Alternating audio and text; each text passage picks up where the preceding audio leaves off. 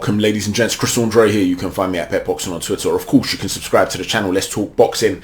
Let's talk about this fantastic display from Opetaia in what was a superb fight with MAIRIS Briedis. He's dethroned Briedis in what was really just a display of high-level stuff from both guys. And I think the reason this fight went under the radar is because the cruiserweight division just doesn't have an American presence. If it did, this fight would have been built up much bigger, and I believe that people would have been really in awe of some of the skills on display. It was brilliant stuff. Briedis is very adjustable, as we said in the preview video. He's a prototypical boxer puncher, but he can apply a lot of pressure. He can be dirty. But one of the key methods in which he closes range is that suddenness. He almost runs in on you.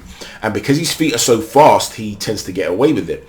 And we did say in the preview that Opetaia has the tools to beat Briedis. I thought Briedis would get the job done. We'll get to that in a moment, and he almost did towards the end of the fight. We'll get to that in a moment. But in terms of the skill set on display, stylistically, Opetaia was always in a position where he would be able to cause Briedis problems because he's got that ability, as we said in the preview, to move backwards quickly but punch off of the back foot too. Big powerful shots, which is not an easy skill to master. So as Briedis is trying to run in on him, because Opetaia has the height and reach advantage, very good technical boxer too, and he's got that speed to jump back and maintain range, he would potentially be landing shots as Briedis is trying to come inside, and he was mixing it up with a real backhand, powerful backhand to the solar plexus, which early on in the fight was causing Briedis a lot of problems, keeping him honest, and it prevented him really from being able to close the range as much as he would have liked. And in the fourth round, I think it was the fourth, we also spoke in a preview about Opetaia's lovely lead uppercut. And he broke the nose of Briedis with that lead uppercut. The nose was breathing profusely. He's then having to breathe through the mouth. When you're having to breathe through the mouth and you're pouring blood out your nose, you're swallowing a lot of blood, and someone's pummeling you to the solar plexus and affecting your breathing, believe me, it's going to be very hard to get the wind beneath you to start getting going. So Opetaia in the first 6 rounds, I had him winning all 6 rounds. Although they were competitive, some of those rounds, a couple of those rounds were close. He was always the one out working Briedis, which we spoke about being a potential here. However, we also said that one of the errors that he makes sometimes is that he stays in the pocket a bit too much with his head upright when he's going to really commit and throw combinations. And he throws these hooks that are almost like, they're not necessarily slapping hooks, there's power behind them, but he'll open up his body when he's really throwing them and twist around and keep his head on the line when he's doing it. And there was a potential there for him to be punished against a guy who can be as brutal on the inside as Briedis. And Briedis was able to land one right hand by coming in with that suddenness. He threw a feinted left hand to the body, then a right hand upstairs in the 7th round, and that affected Opetaia. And I had him winning the 7th and the 8th, Briedis, and then I felt he won the 10th and the 12th as well. So he won the majority of the second half of the fight, but ultimately I had Opetaia winning the fight 8-4. The other shot that caused Opetaia huge problems was the lead uppercut again in the latter half of the fight. So when he started to get a little bit closer, you started to see that head staying a little bit on the line, but he wasn't doing it as much, Opetaia, as he can sometimes do. He wasn't getting too excited. His cornerman did a great job in telling him to consistently move away, move to the right, stay off the line, don't overcommit, don't get into a fight with this guy.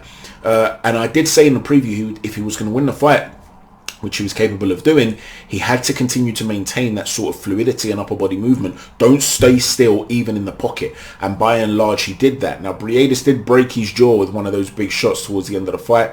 So you had Briedis with cuts on his eyes, a broken nose, bleeding from the nose. You had Opetaia unable to give a post-fight interview properly because his jaw was broken. So you can imagine the level of brutality on display, as well as the high-level skills and the adjustments from both guys. It was superb. I would love to see a rematch. If not, I would love to see Opetaia up against Lawrence Okolie, because Lawrence Okolie offers something different to Briedis. He's going to be the taller, longer guy than Opetaia. So with Opetaia having to move in, is he going to be able to fight in the same way? Probably not. He's going to have to apply foot pressure. Now, for much of the fight, I felt that he actually had Briedis on the back foot, more than Briedis should have been on the back foot. I felt that the adjustment should have come earlier, where he's really starting to move forward and starting to apply pressure. Instead, he was the one being forced back, partly because of those shots to the body. But he started to read that, and he started to time it a little bit. So it's not like he didn't find a solution. I just felt that he should have really become a lot more aggressive and have to basically go through a little bit more fire earlier on in the fight to put Opetaia in that position. Well, with Opetaia, though, he showed the ability with that front foot pressure to feint his way in. He will have to do that against Okoli and get him to commit. The thing is, though, with Okoli, I've done a technical breakdown on his inside game in the past, where I showed a lot of footage, a lot of images. That was the preview to the Glavatsky fight. If you're ever bored and you want to check that out, you can go ahead. It's still up on YouTube. With Okoli, he will want to tie up Opetaia potentially up close, in theory, right? But because Opetaia's inside game isn't amazing, it was good today. He worked on his clinch game clearly. It was better than it normally is, but it wasn't amazing. Will Okoli choose, if they fight, to tie him up and try and lean on him and wear him down to take away his legs and bust him to the body in the way, like I said, he's very good at doing? Check out that video.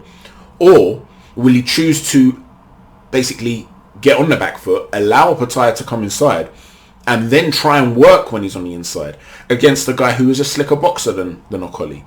So it's a very interesting fight, stylistically speaking. You know, which way does Okoli approach it? How does Jai Opetaia approach it? He's a boxer who will have to be aggressive. We know he can be aggressive. 17 of his 23 wins are by knockout. So it just makes for a terrific fight. So whether it's a rematch and you start to see Briedis having to go for it a lot earlier, or whether you see a fight against Okoli, I'm happy to see either one, man.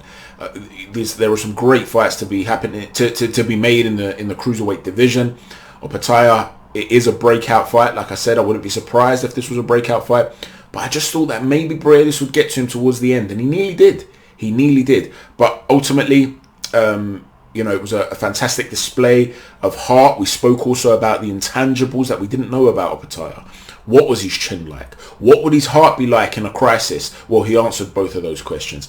So congratulations to him. A little fun fact as well, by the way, he's related to the Australian footballer, the former Everton midfielder Tim Cahill, in case you didn't know that. So he's made both Australia and Samoa proud, and his cousin Tim very proud, I'm sure. Let me know what you thought about the fight. If you did see it, if you didn't, I strongly suggest you check this fight out. It was really brilliant stuff. Thanks for watching, everybody. Chat to you soon. Take care. God bless.